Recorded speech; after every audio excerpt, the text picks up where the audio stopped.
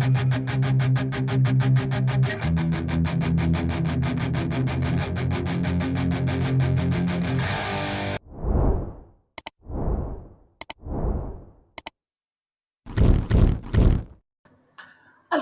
and welcome back to the David67 Celtic News YouTube channel. Today's video going to be a wee quick roundup of all the transfer stories, ins and outs, the contract stories for players currently at Celtic or potentially coming to Celtic, and a wee update on where we stand with the various transfer deals said to be in the offing for Celtic. Before we crack on with the video, do please, if you haven't already, do consider clicking that subscribe button. Keep those subscriber numbers pushing past 650. And as always, please do consider clicking the like button if you like the video. And feel free to pop your comments regarding this video and any other Celtic issues into the comment section. And we can have a nice wee debate, discussion amongst like-minded Celtic fans. So, some potential good news coming out of Celtic. Quite a number of different websites, journalists, newspaper sites and Celtic fan sites all indicating that Celtic's €9 million, £7.6 million bid for Dominik Livakovic has been accepted by Fenerbahce. Their manager Jose Mourinho is said to have green-lighted the deal for Livakovic to leave Fenerbahce this summer, and they are actively looking at signing a replacement and appear to be considering the number 2 goalkeeper at Juventus and have reportedly made him an offer which would appear, according to some sources, to be likely to be accepted, and according to some other sources, it's thought that the Juventus number 2 has turned down the offer of coming to Fenerbahce to be their number 1. Either way, it does look like Celtic have, at this point, been potentially successful in their bid to bring Livakovic to Celtic. The deal is said to be around €9 million at this point, £7.6 million. That would give Fenerbahce approximately €1 million profit on the deal that took Livakovic from Zagreb to Fenerbahce last summer. Livakovic still involved with the Croatian national side in the Euros in Germany. Croatia have completed their group stage fixtures and they are on 2 points, and so currently are in the top 4 for third place sides, although there are multiple sides who would be expected potentially to overcome Croatia and force them out the top 4, which of course would end Croatia's time at the Euros in Germany. I suspect that once Croatia are out the Euros, the transfer deal and negotiations between Fenerbahce, Celtic and Livakovic will speed up, and so if all the stories are true, it may be that Livakovic will be signing for us towards the end of this week or the start of next week if all goes well, or it may be one of these rather frustrating rumours and stories that has lots and lots of legs, and then suddenly the story disappears and proves not to be the case. Now, another story of a player linked to Celtic, Paulo Bernardo, was thought that Celtic and Benfica had agreed a deal, transfer fee of somewhere in the region of £3.5 to £4 million. The only stumbling block would be Paulo Bernardo and his agent and Celtic negotiating a contract with Celtic. Now, there are a lot of stories swirling around, and there does seem to be a lack of corroboration and backup from the main Portuguese sports newspaper that is stating that Bernardo is looking for £18,000 a week, which will put him round about £950,000 per year as his Celtic salary. That would put him well into the upper half, pushing towards the top few players paid at Celtic. A contract of £1 million a year effectively does seem excessively high for a player of 22, 23. It's still yet to prove himself really as a player deserving that salary. The contrasting evidence for this is his salary, according to financial documents released by Benfica in the 22-23 season, was that he was on €4,000 a week, so somewhere in below £3,000 per week. Celtic are said to have been paying him £5,800 per week last season, and so jumping from £3,000 a week to £5,800 a week, suddenly to £18,000 per week does seem a rather odd contract.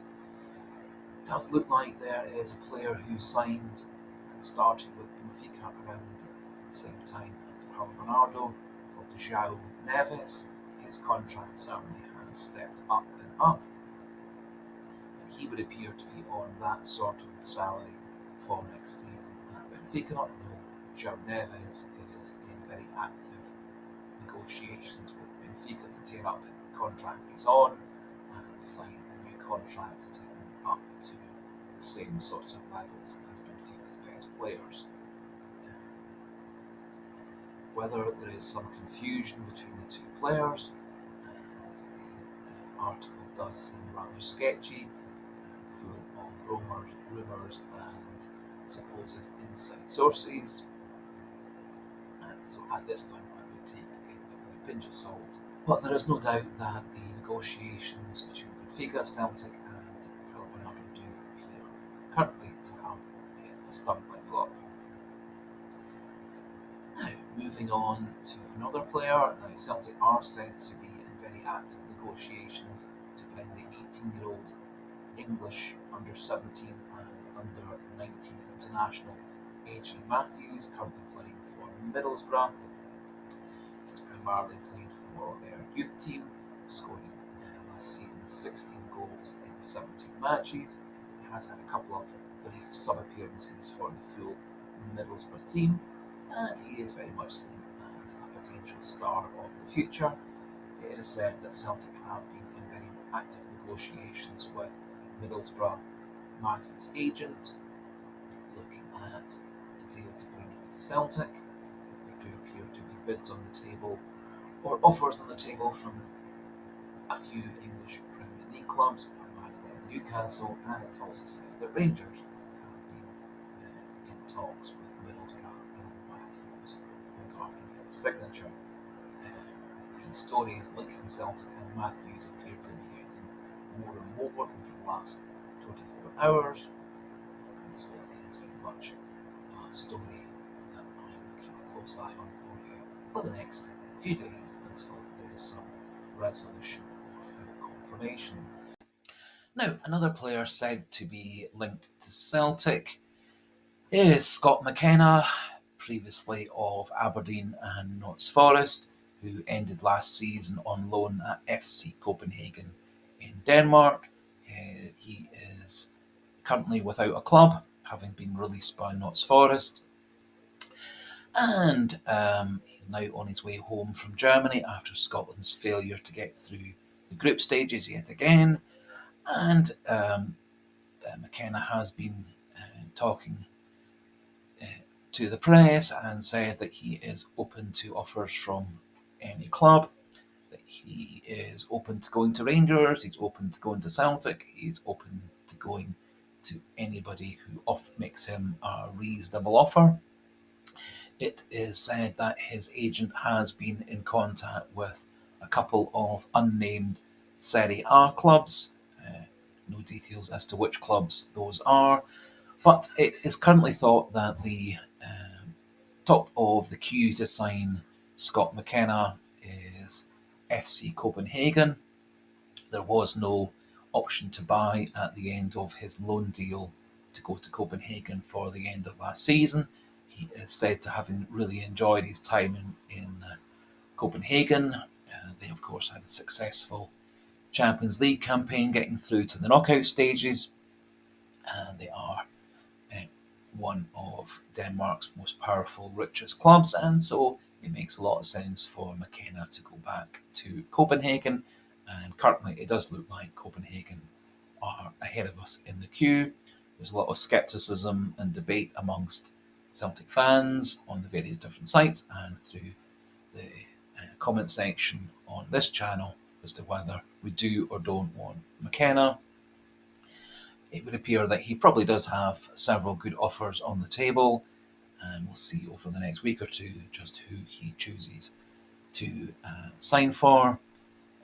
He may want to get that sorted out before he goes off on holidays, or he may take a couple of weeks like all the players just ending their time with Scotland and Germany before he makes that deal. So again, as anything develops, I'll keep you up to date.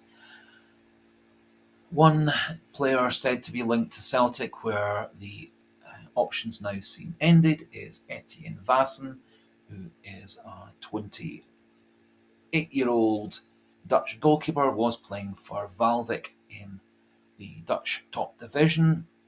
He ended his contract at Valvik a few days ago, but he is now said to have signed for FC Groningen, who have been promoted back into the top division in Holland.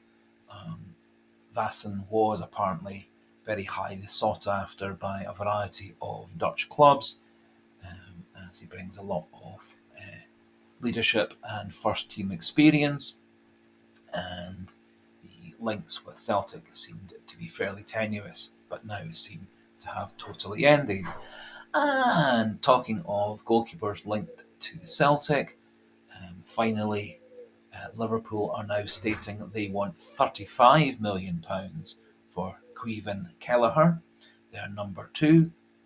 This appears partly linked to the fact that Liverpool's third choice goalkeeper has turned down a new contract offer and wants to leave Liverpool now, and so Liverpool, having potentially been saying he would be available for 15 to 20 million, then 20 to 25 million, are now saying they want 35 million for Caoimhin Kelleher to leave Liverpool. Thing to remember is, of course, that Kelleher's contract at Liverpool runs to June 2026, and so Liverpool have no imperative or need to sell him now. And so it may well be that Kelleher spends yet another season at Liverpool as the backup, playing a few games when Alisson Becker, their number 1 choice, is injured or needing a rest, or more likely playing the Carabao Cup, League Cup matches, given the fact that Liverpool next season will be involved again in the Champions League. And so I would expect Liverpool would want to play their number 1 keeper, if he's fit, Becker, rather than their number 2, Kelleher. So I think asking price of 35 million pretty much rules out any possibility of Kelleher coming to Celtic. So that just about brings us to the end of today's video. Just a wee polite reminder, if you could consider subscribing to the channel if you've not already subscribed, liking the video if you like the video, and feeling free to pop your comments into the comment section. And so until tomorrow, a goodbye and hail, hail.